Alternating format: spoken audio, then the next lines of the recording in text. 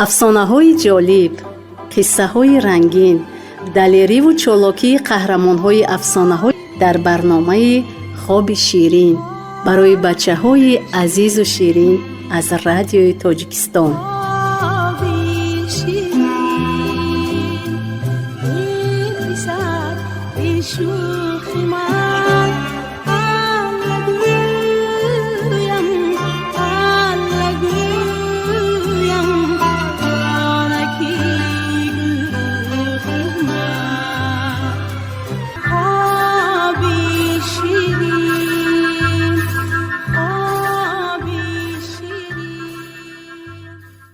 хурдтаракони ширин, шумо қисми дуюми афсонаи Салим Паҳлавонро мешунавед. 3 кас буданд, 4 кас шуда рафтан гирифтанд. рафта рафта ба як шаҳр расиданд. шумо инҷо дам гирифта шинед, гуфт Салим. ман ягон хӯрданӣ ёфта мебиёрам. шариконаш розӣ шуданд. паҳлавон ба шаҳр даромада ба пеши як ошпаз рафт. ошпаз дар 10 дег ош дам карда буду 40 ошхӯри шикамкалон ҷамъ шуда интизорӣ мекашиданд. Салим Паҳлавон ба пеши ошпаз омада гуфт: мо 4 касем, мана ин пул ош бидеҳ. не, гуфт ошпаз, ин ошро ман барои калоншавандагони шаҳр пухтаам, ба каси дигар намедиҳам. паҳлавон бисёр фикр накарда ошпазро ба ангушташ тела дод. вай гуппи ғалтида рафт. ошхӯрҳо хиста ба паҳлавон дарафтоданд. вай ҳамаро зада пароканда карда як дег ошро ба пешаш монда хӯрдан гирифт. ҳамон замон дар шаҳр овоза пахш шуд ки як паҳлавон омадааст, ба ӯ зӯри 40 калоншаванда нарасидааст. мардуми шаҳр ин чӣ хел паҳлавон будааст, кани як бинем гуфта ба 4 тараф давидан гирифтанд. Салим Паҳлавон дид ки одамон боло рафтанд, поён рафтанд, боз боло рафта касеро кофта истоданд. гуфт: чӣ ин қадар даводав доред? агар як касро ҷустуҷӯ дошта бошед, ин манам. мо паҳлавонро ҷустуҷӯ дорем, гуфтанд мардум. ин тавр бошад, гуфт паҳлавон, ҳамон одам ман ҳастам. ман омада ба ошпаз пул дода гуфтам ки ош бидеҳ. вай надод. бо лелам тела додам, афтод. ошхӯрҳо ба ман дарафтоданд, зада пароканда кардам. ман ба монанди худам 3 бародари дигар дорам. равед ба подшоҳатон гӯед ки агар ош карда моро сер кунад, бисёр хуб, вагарна аскаронашро ба ҷанг тайёр кунад. ин гапро ба подшоҳ расониданд. подшоҳ аввал ҷамъ карданӣ шуд. баъд тарсиду паҳлавононро ба меҳмонӣ даъват кард. баъд аз обу зиёфат подшоҳ ба Салим Паҳлавон рӯй оварда гуфт: эй паҳлавон, шумо ба ман хеле маъқул шудед. ман якто духтари паричеҳра дорам, ба шумо медиҳам. ман ку зан гирифтанӣ не, гуфт Салим Паҳлавон. духтаратонро ба бародари ман Санги Осиё бардор диҳед. вай дар паҳлавонӣ мислу монанд надорад ва аз ҳеҷ ҷиҳат аз ман камтар нест. подшоҳ розӣ шуду 3 шабу 3 рӯз тӯй карда духтарашро ба Санги Осиё бардор дод. Салим Паҳлавон ба бародархондаш як коса шир оварда дода гуфт: ҳар замон ба коса нигоҳ кун. диде ки шир сурх шудааст, дон ки фалокате ба сари ман омадааст. ба ёриам шитоб. баъд паҳлавон бо 2 бародархони дигараш баромада рафт. паҳлавонон 7 шабу 7 рӯз роҳ паймуда ба як шаҳре расиданд.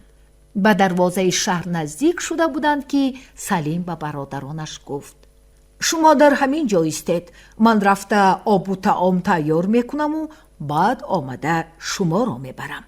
Салим Паҳлавон ба шаҳр даромада аз бозор нону биринҷу гӯшту равған харида ба хонаи як кампир бурд ва якчанд деги калонро монда ош пухту бародаронашро гирифта овард.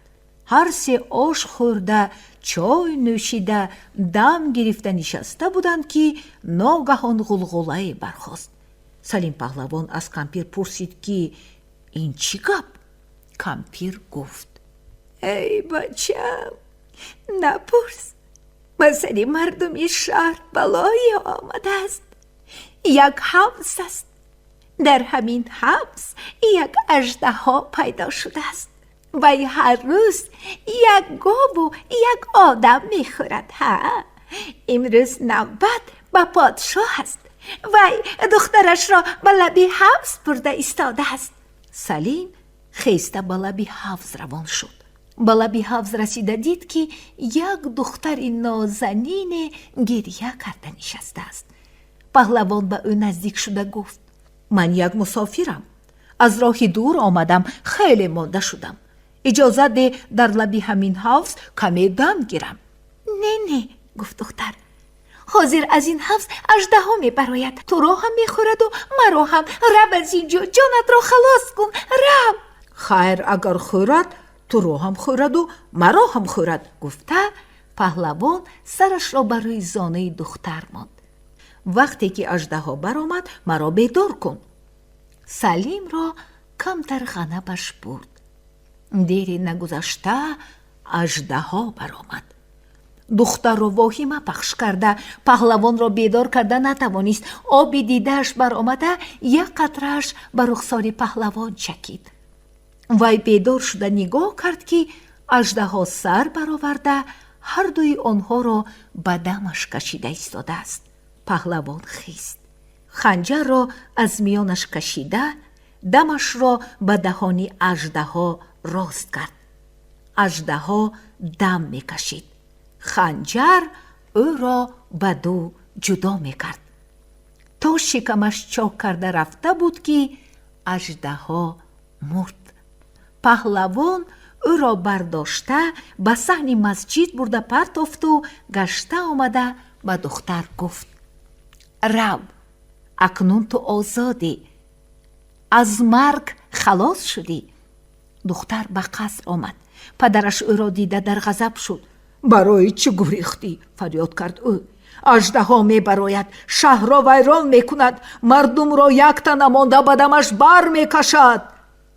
ای پدر، گفت دختر، یک پهلوان آمد و اژدها را کشته مرا آزاد کرد. پدر جان، آزاد. پادشاه باور نکرده آدم فرستاد. آدمانش آمده دیدند که لبی حوض و آبی حوض پر از خون پی خونالود به سوی مسجد میبرد. به مسجد رفتند که جسد اژدها تمام صحن مسجد را پر کرده خوابیده است. شتابان و پیش پادشاه رفته واقعه را گفتند. پادشاه اعلان کرد کسی که اژدها را کشته باشد به نزد من حاضر شود. پهلوان‌های زیادی پیدا شده آمدند. اینش میگفت که من کشتم، وایش میگفت که نه من کشتم. پادشاه حیران شده گفت هر کس که جسدی اژدها را از صحن مسجد گرفته بیرون پرتاید، همان کس او را کشته است. پهلوان‌ها با نوبت سعی برداشتن کردند، لیکن هیچ کس اژدها را برداشته نتوانست. دیگر کسی من کشتم گفته دعوا نمی کرد. پادشاه خلق را جمع کرده پرسید یگان مسافر به شهر ندر آمده است؟ فلان کمپیر 3-4 مهمان داشت. گفتند مردم روید گرفته بیارید. امر داد پادشاه. پهلوانان را پیش پادشاه آوردند. کدام شما اژدها را کشتید؟ پرسید پادشاه به اژدها اشاره کرده. من کشتم، گفت سلیم پهلوان. اگر تو کشته باشی از مسجد بیرون پرتاب، فرمود پادشاه. پهلوان اژدها را برداشته چنان هوا داد که به یک دشت دور رفته افتاد. همه به او تحسین و آفرین گفتند. بعد پادشاه گفت ای مرد میدان، تو خلق ما رو از هلاکت خلاص کردی، به دختری من عمری دوباره دادی. گوی چی میخواهی من آن را به تو انعام کنم؟ با من چیزی لازم نیست، جواب داد پهلوان. این طور باشد، گفت پادشاه، همین دختری من به اختیار توست. من یک برادر دارم، گفت سلیم. از من هیچ کمی ندارد. دخترت را به او نکاح کرده ده. بعد پادشاه توی کلان کرده دخترش را به چنارگردان نکاح کرده داد. پس از تمام شدن توی و تماشا، سلیم پهلوان در خانه این برادرش هم یک کاسه شیر مانده همراه دریا در کش برآمده رفت. چند شب و چند روز راه رفتند و باز به شهری رسیدند. به شهر در آمده خبر یافتند که پادشاه این شهر دختری داشته است، به نهایت نازنین. شاهزادگان و با بچه های زیاد طلبگار او بودند و یک چند شرط داشته است و اعلان کرده بوده است که کسی که شرط های او را اجرا کند به همان کس می رسد. شرط هایش دشوار بودند، هیچ کس اجرا کرده نمی توانسته است. سلیم پهلوان پرسید که جای شرط گذاری او کجاست؟ چند کس شرطگاه دختر را نشان دادند. پهلوانان به شرطگاه رفته انتظار شدند که دختر از تیریزه نگاه کرد که در شرطگاهش دو کس منتظرند. به ندیمانش گفت روید آن بدبختان را به اینجا راهنمایی کنید. ندیمان دختر به پیش پهلوانان آمدند. پیش از به اینجا آمدن شما فکر کردید که از سرتان جدا می شوید؟ پرسیدند آنها از پهلوانان. بله فکر کردیم، گفت سلیم. ندیمان آنها را به پیش دختر بردند. دختر به سلیم پهلوان رحمش آمده گفت ای جوانی نازنین، شرطهای من مرگاورند. بهترش به جانی جوانت جبر نکن و از کدام راه آمده باشی به همان راه رو. غم جانی مرا نخور، گفت پهلوان. آن کسی که پیش از من هلاک شده است قربانی آخرین تو بود. این طور که باشد شونم، گفت دختر.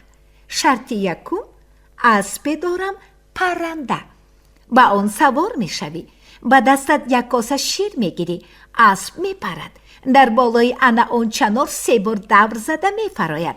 اگر از شیر قطره ریزد از سرت جدا می شوی، گفت دختر.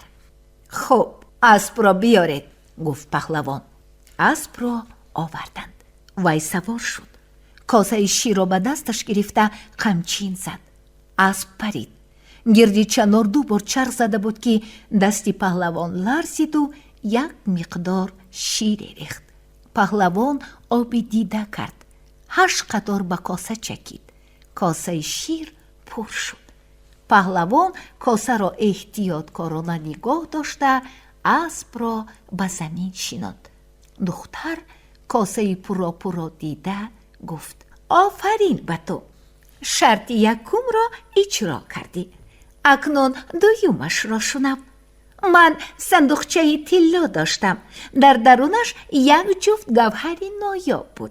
صندوقچه انا در آن دریا افتاده گم شده است. همان صندوقچه را یافته برا. خوب، گفت سلیم پهلوان. پهلوانان به لب دریا رفتند.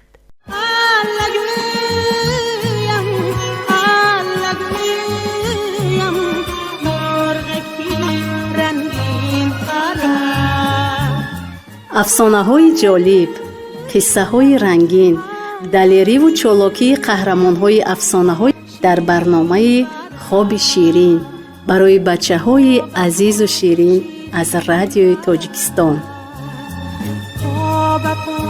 شیرین برام